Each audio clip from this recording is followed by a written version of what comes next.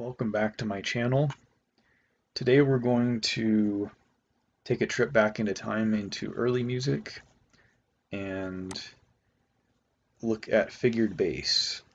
So just as an example of what figured bass is, here we have a sonata by Buxtehude for violin, viola da gamba, and cembalo. Now the viola da gamba is actually closer to the cello than the viola. In size, the difference being that the viola da gamba has more strings and it has frets. The cembalo is just another name for the harpsichord.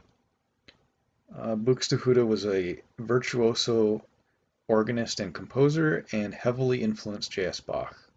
So he's a very important figure in music history. You can go on IMSLP and find a lot of the scores edited by Johann Tufesen. They're actually very good, the ones that I've seen by him. Last semester in accompanying, I worked on several sonatas by Buxtehude. Okay, so here we have the cembalo, which in keyboard music usually you'll see treble clef and bass clef, right? Here we only see the bass clef, so how do we interpret this? This almost looks like a foreign language. How do we make this single note into something, or what do these sixes mean, and these sharp signs and all this? So what this means is this bass note plus whatever symbol, or even a lack of, tells us what harmony this symbolizes, and then what's missing is the treble clef, which would improvise based on this. So let's get right into it. As a brief review of scale degree based triads, here we have the scale that we're basing it off of, in this case C major. 1 through 7, just using Roman numerals for clearly the first scale degree and so on. Uppercase being major, lowercase being minor, and then this degree symbol meaning diminished, which means there are 2 minor thirds stacked. So what we're doing basically is we're taking the scale note and we're stacking thirds. And so what we generate when we do that is, on the first scale degree we come up with a major triad, on the second we come up with D minor, and so on. If any of this is over your head to start with, please leave it in the comment section. I'd be happy to make a lesson on kind of the fundamentals of this stuff, intervals and their qualities, and basing them on scale degrees. So just let me know. I'd be happy to do a course on that. So here we're getting into a little bit more of the what we need to know for figured bass. So in the notation, up here we have the 1 triad in C major. It's capital 1. Also, by the way, this C right here with the colon, this just tells us what key it's in. This is always included in an analysis. 5-3. So 5 represents the outer interval, the distance between the bottom note to the top note, and 3 is the lower interval. So what happens when we take this C and we move it up to the top here? So then we invert the chord. It's the same 3 notes, but it's in a different position. So instead of C, E, G, we have E, G, C. So the way we would notate it, it's still the same chord, so we keep the 1. 6 referring to the outer interval from E to C, and 3 from E to G, the bottom 2 notes. Similarly, 1, 6, 4, we do the same thing. We move the E to the top, and we end up with 1, 6, 4. So 6, the interval of a sixth from G to E, and then an interval of a fourth from G to C. So just using the same scale as an example, if we were to start on D, the triad we would generate is D minor, so we would indicate 2 in lowercase. And here's the other thing: we can shorthand, which us musicians, we like taking shortcuts whenever possible. It's more efficient, or maybe we're just lazy, but we can just, when the Roman numeral is by itself, this indicates it's in root position. So we don't actually have to say 1, 5, 3, or even just 1, 5. We could just say 1 and it would give us the same information. So in this case 2 tells us it's the 2 chord in root position. Similarly, since both the first and second inversions have a 6, the only one we're going to specify is the second inversion for 6-4. So the other one we're just going to say is 1-6. So whenever we see or 2-6 in this case, that just tells us that it's first inversion.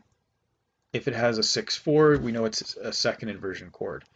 So now in figured bass, what this translates to is when we see the bottom note, that tells us that that is going to be the note that we're building our chord off of. So if we see the C by itself, we're going to stack thirds, and we end up with the C major triad in root position. If we see a 6 under it, it's still going to be a C chord, but since we're starting on E, we're going to build the 6th, the interval of a 6th. So we're going to add the C, and then we're going to add a third on the bottom because the 6 by itself tells us it's first inversion. So we have to think of it in terms of this not being the root note of the root position chord, but the bottom note of the inverted chord in first position. So we have to think what chord in first inversion has E as its bottom note. So this is going to be the C chord in first inversion. Similarly, if we see a G with 6-4 underneath, so it's usually written horizontally like this rather than vertically like here. So if we see 6-4, that tells us it's a second inversion chord with G as the bottom note. Okay, so so this lesson is going to be split up into at least 3 parts. We're going to get into the basic notation, then we're going to get into 7th chords. That's kind of like a whole nother level, and then we're going to get into different types of 7th chords, because there are a number of types of 7th chords that we need to have an understanding of. So here we get into the we're just going to cover this top one, I think, for the first lesson. We're specifying our key as A minor. So when we see the A on the bottom, this translates as an A minor root position triad. Here's where the symbols come in. When we see a sharp sign by itself means that we're going to raise the note. We're going to raise the note that's a third above the bottom note of the chord. So if we see an E, that means we're going to stack a triad, and then we're going to raise the G because it's a third above the E. One important thing to keep in mind, a lot of people make this mistake at first, is we're not making that note sharp, we're raising it. Because in the key of C minor, for instance, if we were to see a G with this sharp sign, now C minor has 3 flats, right? It has a B flat in it. So a G triad with a sharp sign would indicate that we're making B flat into B natural. So we're simply raising the note that's a third above the bottom note of that triad. Okay, the other important little bit of notation here is a /6. What this means is so the 6 by itself, if you recall from up here, 6 is just a first inversion triad. So we build a 6th above it and then a third above that, because that would be first inversion. What we do here is we do the same thing, but then we raise the note that's a 6th above the bottom note. So in this case, we build B, D, G, and then we raise the G to a G sharp. So it gives us a G sharp diminished chord in first inversion. So here's a little key here for notation that all means the same thing. The /6 right here also means /6-3, which makes sense because 6 is shorthand for 6-3, right? So /6 is shorthand for /6-3.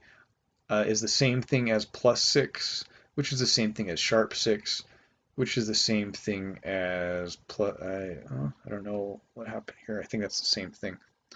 Anyway, it's also the same thing as plus 6/3 or sharp 6/3.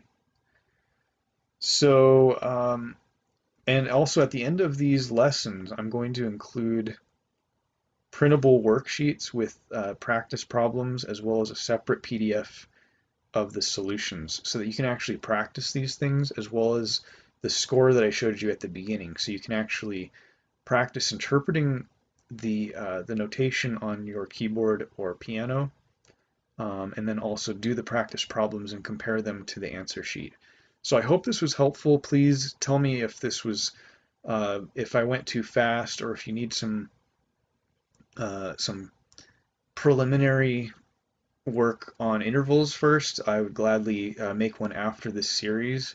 But up next, we're going to get into seventh chords.